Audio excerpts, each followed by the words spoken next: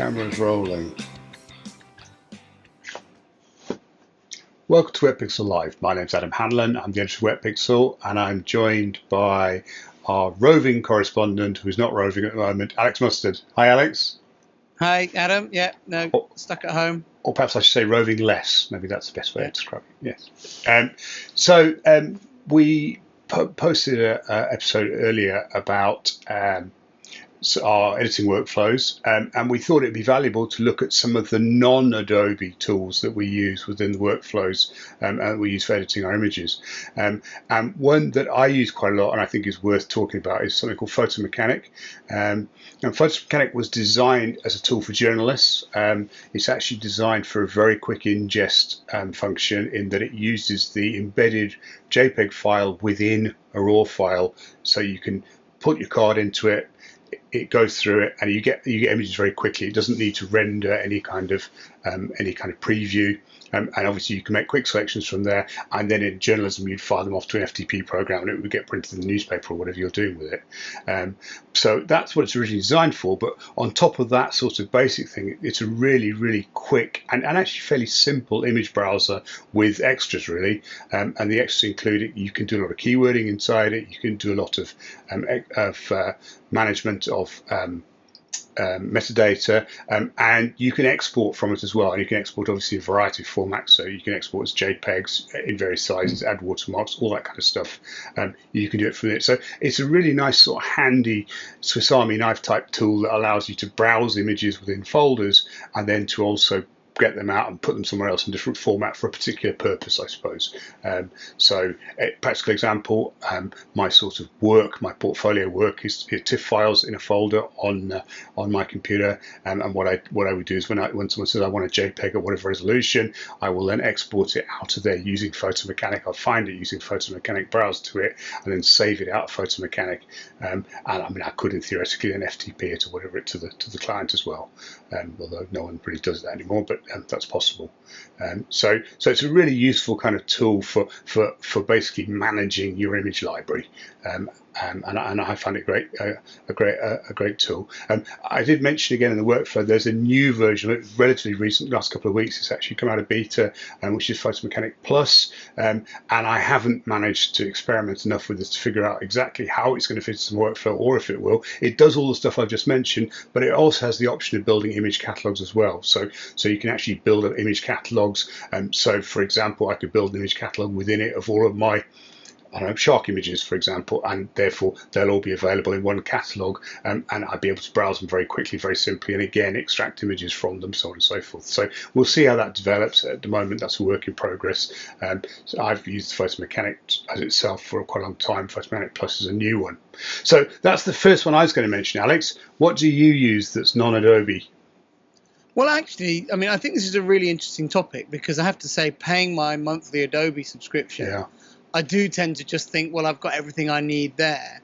And I probably don't spend enough time investigating what other content or other software is out there for me to use that would really enhance my workflow or give me new capabilities. Yep. So I'm actually, and I know you've probably done more research than me, so I'm here more to listen to you than to come up with loads of suggestions tonight. But a piece of software that I use a lot and really enjoy using is one called PhotoMagico, which is a Mac slideshow software, which is a really great and easy to use software for sticking videos and still pictures into slideshows with music very, very quickly. And I'll often use it if I want to make up a new talk for an audience. I can pull together a talk literally in 5 to 10 minutes. I'll go through a folder, pick out the pictures I want to use, shuffle them into some order, and drag them in one go into PhotoMagico. If I want it to be a musical one, I can just set the auto timings on it. It does zoom features. It does all these nice things. I can throw videos in there as well, and they'll just seamlessly blend together. And I really like it for its ease of use. It's got good range of flexibility, and it's simple to use. It is Mac only, but I think there are very similar PC software like that. But I really like that software, and it's one of the main ones I use. I realize it's not a processing one, but it's absolutely an essential part of my way I use images. Yep. And I create lots of talks that way. I obviously also create talks in both PowerPoint and Keynote. Yep. As well, particularly more educational talks. But if I want to show pictures or talk to the public and have a mixture of maybe a section of the talk where I'm auto advancing myself or advancing manually myself and talking, and then maybe go, and here are some pictures from that particular shoot, and then maybe show 30 or 40 pictures in a minute with a bit of music underneath them while I have a break from talking, and I can show more pictures in a presentation. It's a great piece of software for that. You can make one long presentation that runs seamlessly through video, through stills. It's great. For those of you that have done a workshop with Alex, the end of trip workshop, end of trip slideshow, PhotoMagico is the one that's done the job. And there's no way that I could pull together those kind of 1 hour, movies, stills, photos, music, things together in the very limited time that you have at the end of a workshop week with any other software that I've tried. It does make that all possible. Which is a huge amount of work, to create those end of trip shows. So yeah, I really love it. I think it's a great piece of software. Yeah, there's two processing apps that I use periodically, both of them by a company called Topaz, and they do a denoise AI and sharpen AI. They're separate apps. And typically where these work is you export to them from either Photoshop or Lightroom, depending on where the image is at that point.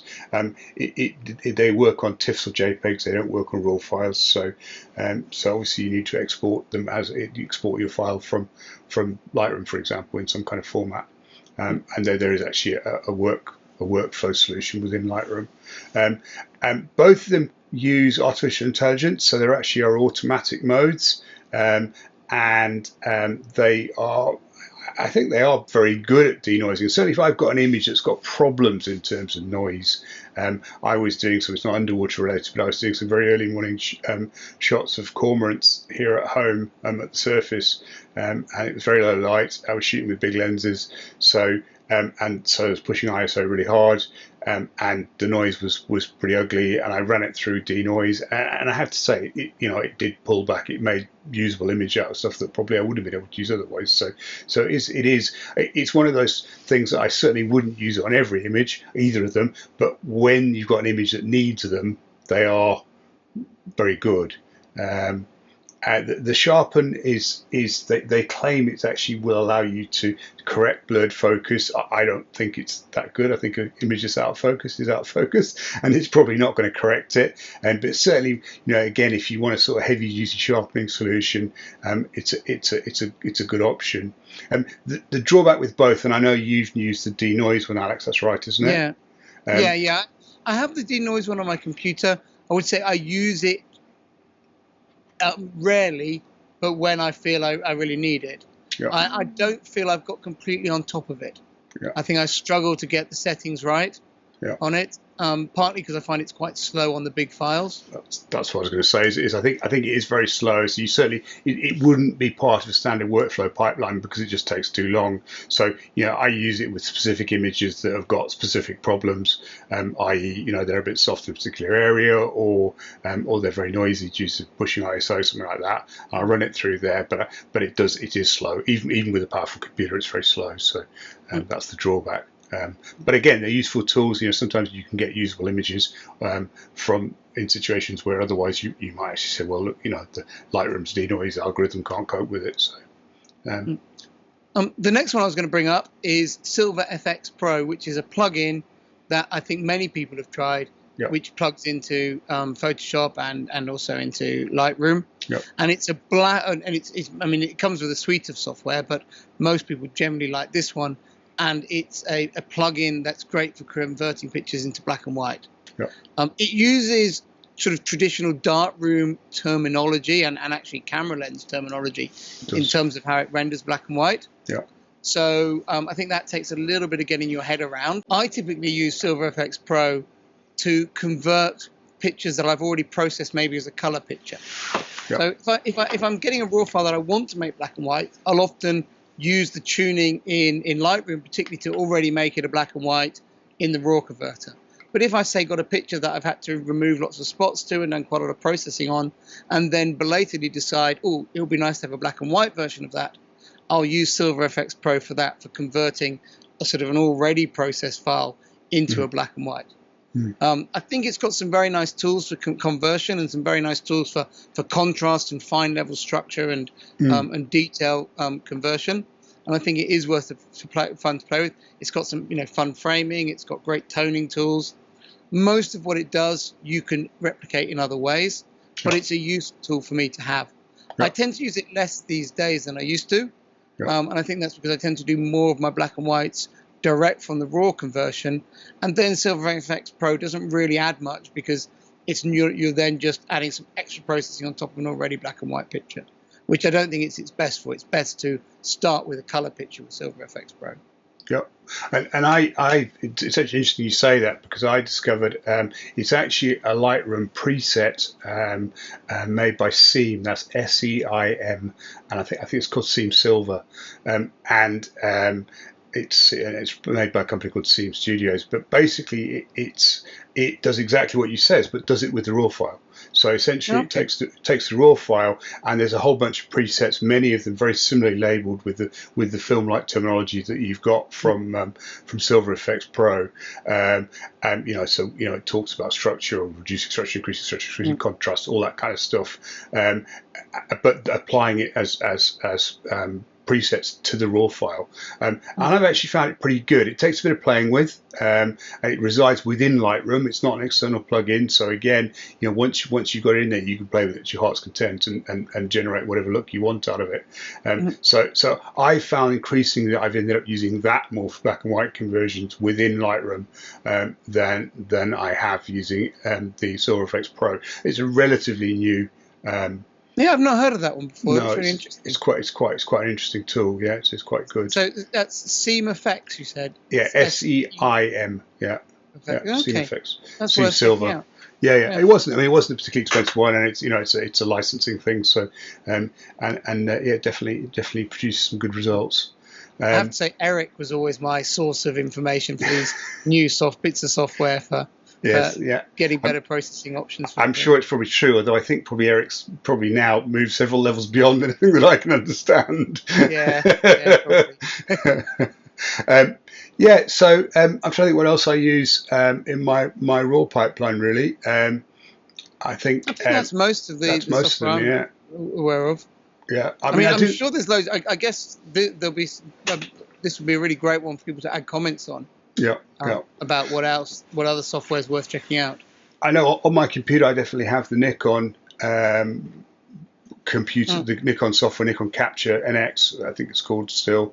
I have it on it. I don't use it very often, but it does have some advantages. For example, you can generate color profiles and then load them back into cameras if you want to, which I have to say I don't do very often, but it's something that occasionally I've had to do. So it's useful for things like that.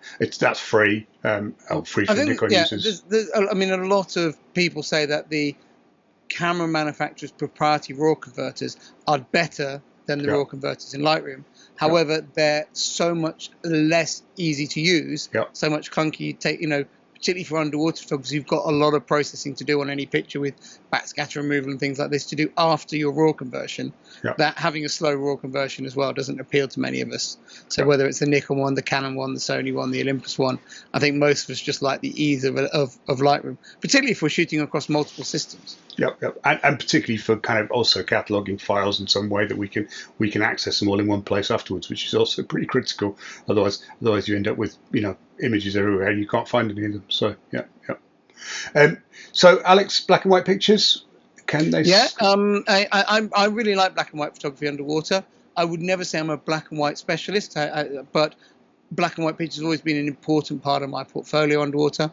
Generally, if you use the term black and white or monochrome, you'll pull up a decent number off my website. They're not always tagged that way, but most of the time they are. So you should get a decent number to look at. If you go to amustard.com and in the search button type black and white, you should pick it up pretty easily.